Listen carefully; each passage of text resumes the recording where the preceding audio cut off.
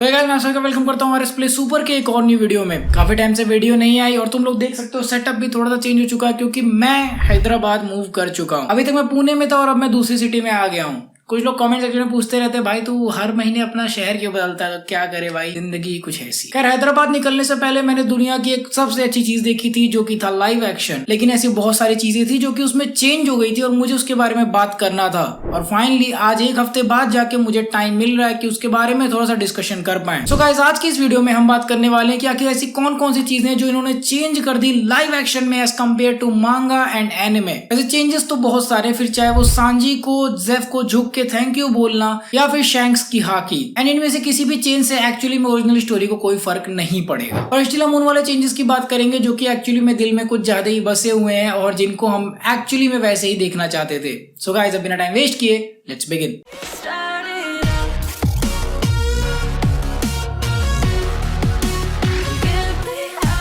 Number 1, जोरो का introduction. देखो जोरो का इंट्रोडक्शन स्टोरी मेरे लिए बहुत इंपॉर्टेंट है, स्पेशली वो ओनीगिरी वाला सीन जहाँ पे उस लड़की के हाथों से ओनीगिरी गिर जाता है और हेलमेपो आके उसे पैर से कुचलने लगता है, फिर भी जोरो उसको उठा के खा लेता है, जो कि उस समय भले ही छोटा सा सीन हो बट आगे चल के वानों में उसकी वजह से एक बहुत अच्छा कनेक्शन बिल्ड होता है। ये वाला सीन उतना कुछ खास था नहीं इन द लाइव एक्शन, और स्पेशली जो जोरो का इंट्रोडक्शन था वो हमने लूफी के थ्रू ही देखा था, जहाँ पर लूफी जाता है जोरो को रिक्रूट करने और उसी समय हमें जोरो पहली बार एनिमे के एपिसोड में देखने को मिलता है। लेकिन अगर हम बात करें लाइव एक्शन की तो यहाँ पर सीन पूरा ही अलग था। सबसे पहली बात, वो लड़की उसको रेस्टोरेंट में मिलती है और उसका ओनीगिरी से ज्यादा कुछ लेना नहीं था एक्सेप्ट दैट वन सीन। शायद लड़की को कुछ ज्यादा ही पैसा देना पड़ रहा था कास्टिंग के लिए क्या। एंड दूसरी बात, हमें जोरो का एक बहुत ही बैड एस ओपनिंग सीन देखने को मिला जहाँ पर वो मिस्टर 7 को आधा आधा काट देता है। एज कम्पेयर टू एनिमे ये टोटली डिफरेंट था, जहाँ पर लूफी को एक्चुअली में जाना चाहिए था जोरो को छुड़ाने के लिए, एंड ऑल्दो लाइव एक्शन में लूफी जाता भी है उसको छुड़ाने, लेकिन फिर वहां पे उसकी रस्सियां खोल के फिर वहां से भाग जाता है। फिर जोरो को वहां से भागने में कुछ ज्यादा ही समय लगता है, which was kind of odd, जो कि आई थिंक काफी सारे लोगों ने एक्सपेक्ट नहीं किया था कि ये देखने को मिलेगा। नंबर 2,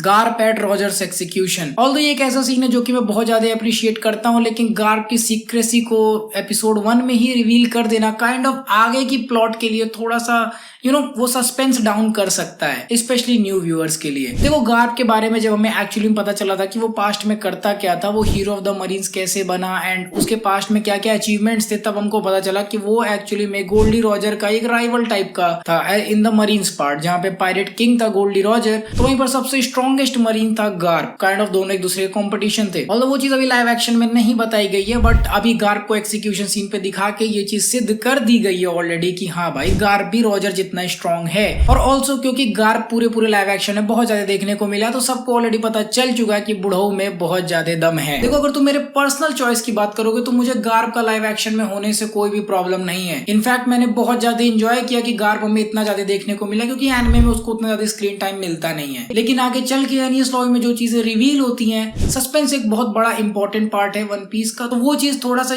कम रह जाएगी उस टाइम पे। लेकिन फिर भी एनियस लॉबी वाला सीन किसी और इंपॉर्टेंट कैरेक्टर के इंट्रोडक्शन के लिए है, ना कि गार्प के लिए। लेकिन अगर टेक्निकली देखा जाए तो गार्प का रॉजर के सीन पे प्रेजेंट होना बहुत जरूरी है, क्योंकि अगर रॉजर के किसी भी क्रू मेंबर ने वहां पर कोई भी कांड क्रिएट कर दिया या फिर रॉजर ने अपनी हाकी वगैरह यूज करना शुरू कर दिया, तो वहां पे एक बहुत ही स्ट्रॉन्ग कैरेक्टर का प्रेजेंट होना जरूरी था, विच इज अगर तुम रियलिस्टिकली बात करोगे तो जरूरी होता है। Number 3, Luffy punching the sea monster. ये वाला सीन तो पूरा हटा ही दिया गया। सो अगर तुम लोग को नहीं याद हो तो एनिमे के स्टार्टिंग के एपिसोड में जब लूफी उस गांव को छोड़ रहा होता है, अपना विलेज जब वो छोड़ रहा होता है, तो वो एक सी मॉन्स्टर को पंच करता है, सेम सी मॉन्स्टर जो कि शैंक्स का हाथ खाया होता है। Punching that sea monster kind of means कि यहाँ लूफी रेडी है एटलीस्ट ईस्ट ब्लू में ट्रैवल करने के लिए, जो कि हमें through out the east blue देखने को मिलता भी है कि लूफी सबको काइंड ऑफ इजीली हरा देता है थोड़े बहुत डिफिकल्टी के साथ। तो वो वाला पूरा सीन वहां से हटा दिया गया। मैं सोच रहा था कि अगर उसका ऐसे हाथ स्ट्रेच होते हुए दिखता ना थोड़ा बड़े एरिया में थोड़े बड़े मॉन्स्टर को अटैक करते हुए, तो वो शायद और भी ज्यादा अच्छा लगता, बट वो वाला पूरा सीन हटा दिया गया था। और ऑल्दो ये तुम्हें छोटा सीन लगता है, लेकिन जरा एक बार सोचो, वो मॉन्स्टर जो कि शैंक्स का हाथ खा गया उसको लूफी अब पंच कर पा रहा है, काइंड ऑफ दैट मींस कि यहाँ बंदा थोड़ा स्ट्रॉन्ग हो चुका है। तो वो थोड़ा सा उसका पावर का जो डेवलपमेंट था वो पार्ट थोड़ा सा काट दिया गया, बट ऑल्दो इतना भी ज्यादा बहुत बड़ा इंपॉर्टेंट सीन नहीं था, इसीलिए उसको हटाना इन्होंने सही समझा। एंड ऑल्सो वीएफएक्स पार्ट के तरह से भी देखा जाए तो आई थिंक उस सांप में कुछ ज्यादा ही वीएफएक्स लग रहा था। Number 4, orange town destruction. Orange town अगर आपको नहीं याद हो तो ये वो वाली एरिया है जहाँ पर हमें बगी मिलता है। तो एनिमे में हमें ज्यादा कुछ दिखाया नहीं गया था ऑरेंज टाउन के बारे में, सिर्फ इतना पता था कि वहाँ के सारे रेजिडेंट्स वहाँ पर भाग गए क्योंकि बगी पायरेट्स ने वहाँ पर कब्जा कर लिया है, जो कि 1999 के एनिमे स्टैंडर्ड्स के हिसाब से ठीक ठाक था। और उसकी वजह से बगी बहुत ज्यादा चूतिया कैरेक्टर लग रहा था एनिमे में, लेकिन लाइव एक्शन में उसको थोड़ा रियल दिखाने की जरूरत थी और इसीलिए वो one of the favourite character है मेरा लाइव एक्शन में से। देखो जब बगी पायरेट्स ने ऑरेंज टाउन के ऊपर अटैक किया तो जितना डिस्ट्रक्शन उन्होंने किया था, और जब नामी वहां से भाग के निकली थी तो नामी के रोंगटे खड़े हो गए थे। और स्पेशली जब हमने ऑडियंस को देखा था कि किस तरह से वो ऑडियंस को वहां पर बैठा के अपने हिसाब से उनको बोल के जबरदस्ती हंसा रहा है, जबरदस्ती रोने पे मजबूर कर रहा है, और हंसाने वाला सीन तो मुझे बहुत बहुत स्माइल एंड फूड की याद दिला रहा था। तो काइंड ऑफ ये वही सारा सिचुएशन था जो कि उस आर्क को थोड़ा डार्क बना रहा था, और थोड़ा डार्क थीम भी था जो कि बहुत सही लग रहा था। अगर तुम एनिमे में देखोगे तो सब कुछ आउटसाइड हो रहा था, बहुत ज्यादा लाइट में हो रहा था, बट जो पूरा लाइव एक्शन का सीन था वो बहुत ज्यादा डार्क था उस पॉइंट। और जब डार्क चीजों की बात हो ही रही है तो let's not forget about our number 5, that was the dog, जो कि ऑरेंज टाउन में रहता था। तो अगर आपको नहीं याद है तो चूचू करके एक डॉग वहां पर रहता था ऑरेंज टाउन में, जिसको बगी भगाने की कोशिश कर रहा था। वो डॉग वहां पर अपने ओनर का वेट करता है क्योंकि उसका ओनर किसी बीमारी की वजह से वहां से चला गया था, तो वहां पर बहुत समय तक वेट करता है, और कितना भी भगाए जाने के बाद भी वो वहां से जाता नहीं है। वो डॉग एक्चुअली में एक रियल लाइफ डॉग पे बेस्ड था जिसका नाम था हाचिको, जो कि अपने ओनर का वेट करता है ठीक उसी स्टेशन पे जहां पर उसका ओनर उसको छोड़ के चला गया था। इस डॉग की इतनी ज्यादा रिस्पेक्ट है कि इसके नाम पर एक स्टैचू भी बनाया गया है। तो इस पूरे डॉग का जो सीन था उसको वहां से हटा दिया गया क्योंकि शायद ये चीज उनको उतनी इंपॉर्टेंट नहीं लग रही थी। But kind of one piece के स्टोरी में ये चीज थोड़ा सा सेट होता है, और ओडा सेंसे का हमें डेडिकेशन दिखता है कितना ज्यादा वो रियल वर्ल्ड वाले चीजों को भी इंक्लूड करना पसंद करते हैं। शायद ओडा सेंसे ने ऐसे सोचा होगा कि स्टोरी की पेसिंग के लिए और भी ज्यादा रियलिस्टिक रखने के लिए इसको हटा दिया जाए। सो हाचिको वाज मिसिंग, जो कि मेरे को देखना था रियल वर्ल्ड में, यानी कि रियल लाइफ में उसकी स्टोरी को कैसे दिखाएंगे। Number 6, syrup village arc. ये तो भाई पूरे के पूरे आर्क में इतने ज्यादा चेंजेस किए गए हैं कि इसके लिए मैंने एक नोट बना के रखा हुआ है। स्पेशली ये तो पूरा जो आर्क है मुझे जोरो का ज्यादा लग रहा था, उसोप का कम। सबसे पहले कि जब स्ट्रॉयड पायरेट्स एक्चुअली में वहां पहुंचते हैं तो उसोप उनको अपने बच्चों की टोली के साथ मिलता है, लेकिन यहाँ पर लाइव एक्शन में उसोप अकेला ही आके चिल्ला रहा था कि पायरेट्स आ गए, पायरेट्स आ गए। और अगर तुम एनिमे में सिरप विलेज को देखोगे तो ऐसा लगेगा बहुत ही मतलब घर दूर दूर है, थोड़ा सा हिली एरिया है, लेकिन जो लाइव एक्शन में वो बहुत ही ज्यादा डेंसली पॉपुलेटेड है। मतलब वहां पे काफी सारे लोग रहते हैं, एक मार्केट टाइप का पूरा एरिया देखने को मिल रहा था वहां पर। इसके अलावा तुम देखोगे मांगा में गोइंग मैरी में लास्ट में देखने को मिलती है, बट लाइव एक्शन में शुरुआत में ही देखने को मिल जाती है, विच वाज काइंड ऑफ ताकि हम ऑडियंस खुश हो जाए, हमने गोइंग मैरी को बहुत पहले खो दिया था। और सबसे बड़ा चेंज तो भाई मुझे लगा था शिपयार्ड, लेकिन इसको इस तरह से इन्होंने डाला था कि पता ही नहीं चला था।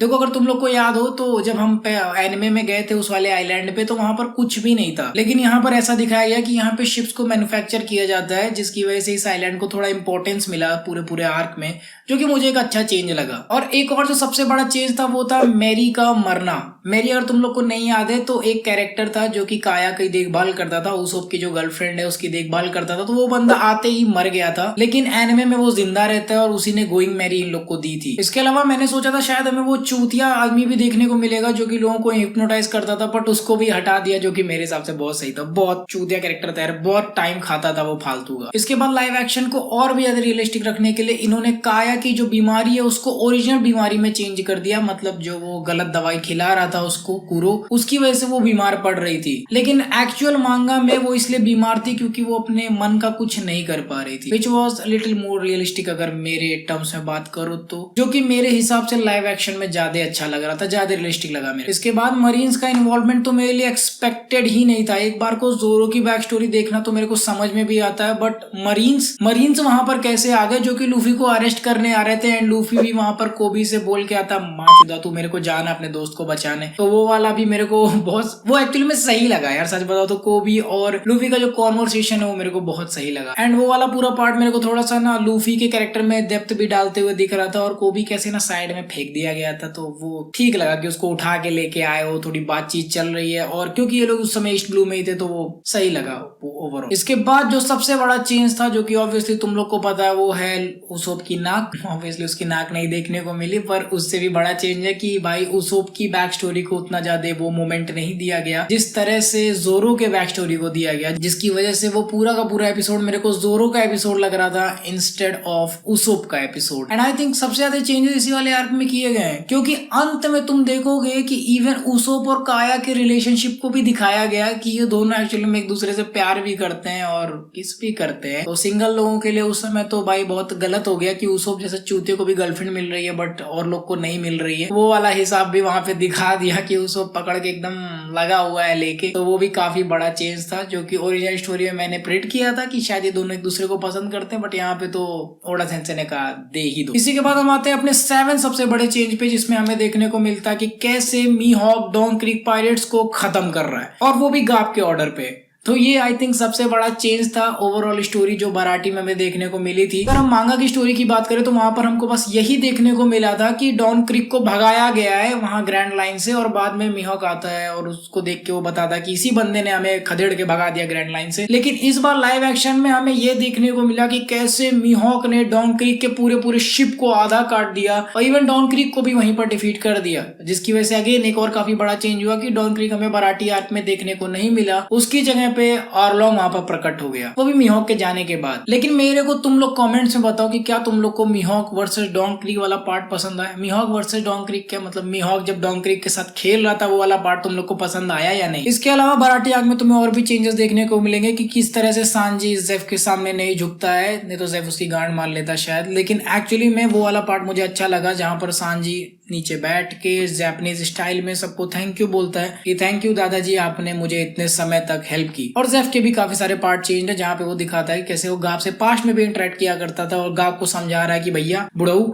अब आप उठ जाओ, अब आप रिटायर हो जाओ, अब नए लोग का जमाना आ गया। इसके बाद अगर फाइनल चेंजेस के बारे में बात की जाए जो कि हमको आर्लोंग आर्क में देखने को मिली थी, तो वहां तो भाई कुछ ज्यादा ही चेंजेस थे। देखो आर्लोंग आर्क में जोरो के लिए एक बहुत बड़ी प्रॉब्लम थी कि पहले से वो घायल था, उसके बाद उसको 8 स्वॉर्ड स्टाइल वाले ऑक्टोपस से लड़ने को मिला था, जहां पर सांजी उस वाले बंदे से फाइट कर रहा था जो कि फिशमैन कराटे करता है। और सांजी को अपने हिस्से का फाइट मिला जो कि उसके कैरेक्टर के लिए बढ़िया था, हमें उसके कुछ मूव्स देखने को मिले जो कि हिंदी में उतने बढ़िया नहीं थे, ना ही इंग्लिश में, जापानीज में ही वो मेरे को अच्छे लगे। लेकिन जोरो का पूरा पैनल ही छीन लिया। जोरो को वो ऑक्टोपस वाला बंदा नहीं मिला हाचान, और हाचान आगे चल के स्टोरी में अच्छा भी लगता है क्योंकि उसके ऊपर ही वो सेलेस्टियल ड्रैगन अटैक करता है, तो इस चीज को उन्होंने हटा के आई थिंक मे बी अपने ऊपर बैकफायर कर लिया, आई डोंट नो, शायद ओडा सेंसे ने कुछ और सोचा होगा, मे बी उस जलपरी के ऊपर अटैक हो, अगर वो बनता भी है तो वो आर्क आगे चल के। तो इन्होंने हाचान को वहां से हटा दिया था और 8 स्वॉर्ड स्टाइल हमको देखने को नहीं मिली जिस तरह से जोरो वहां पर डिफीट करता है। और अगर और भी ज्यादा डिटेल में बात करें तो 2 साथी जो कि जोरो के साथ हुआ करते थे वो दोनों भी वहां पर देखने को नहीं मिलते हैं। इसके अलावा आर्लोंग आर्क में एक पॉइंट ऐसा भी होता है जहां पर जोरो घुस के अंदर ही सबको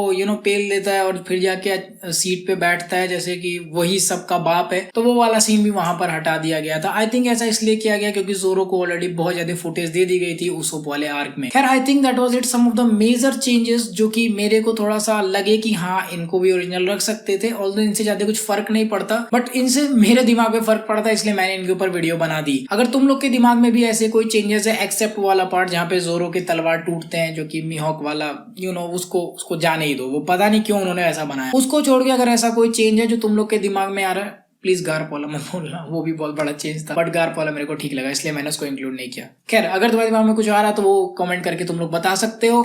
और आई होप तुम लोग को ये वाली वीडियो पसंद आई। वीडियो लेट आई है आई नो, मैं तुम लोग को बताता हूँ। सबसे पहले इस लाइट का अडाप्टर फट गया, देन इस कैमरे के चार्जर का अडाप्टर फट गया, इसका भी अडाप्टर फट चुका है। फिर ये सब फटने के बाद मेरे को पता चला कि इस प्लग में गड़बड़, ये प्लग इन्वर्टर से कनेक्टेड है, इनके इन्वर्टर में कुछ गड़बड़ है। इस बार रेंट 2000 रुपए कम। तो खैर ये सारा हिसाब चल रहा था, ठीक है 2-3 हजार रुपए 4-5 हजार रुपए तो ऐसे ही खर्च हो गए फालतू चीजों में, क्यों नया इसका अडाप्टर नहीं मिला था, नया ही खरीदना पड़ा। खैर ये सब छोड़ो, अगर तुम लोग को वीडियो पसंद आए तो वीडियो को लाइक कर देना, हो सके तो भैया क्या कहते हैं थोड़ा सा कुछ लोग मेंबरशिप ज्वाइन कर लो, थोड़ा सा रिकवर हो जाएगा, बहुत ज्यादा खर्चा हो गया। एंड अगर तुम लोग को सब कुछ जानना है, बहुत ज्यादा हैंग आउट करना है, डिस्कॉर्ड में आ जाओ। डिस्कॉर्ड में बहुत दिन से मैं बैठ नहीं रहा था, फाइनली सब सेटअप हो चुका है, डिस्कॉर्ड में मिलेंगे। And I will see you guys in the next one. So until the next video, play on.